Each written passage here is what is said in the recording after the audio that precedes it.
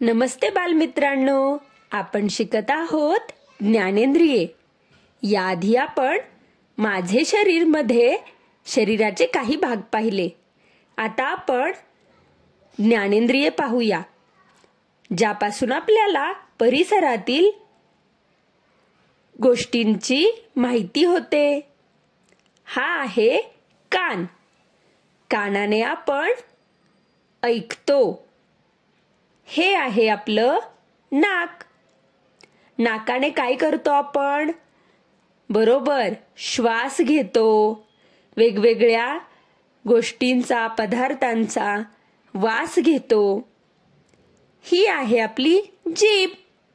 आपल्याला वेगवेगळे पदार्थ खायला आवडतात ना? मग या पदार्थांची चव आपल्याला आपल्या जिभेमुळे कळते. हे आहेत आपले डोळे. डोळ्यांनी काय करतो आपण? डोळ्यांनी आपण पाहतो. डोळे बंद केले की आपल्याला सगळीकडे अंधार दिसतो. पहा बरं करून. बरोबर ना? मग डोळ्यांनी आपल्याला सर्व वस्तू व्यवस्थित दिसतात.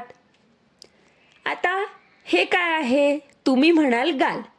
पण नाही बालमित्रांनो, ही आहे आपली त्वचा. त्वचेमुळे आपल्याला काय समजतं? पदार्थ थंड आहे, गरम आहे, हवा कशी आहे, याची सर्वाची जाणीव आपल्याला त्वचेमुळे होते. धन्यवाद.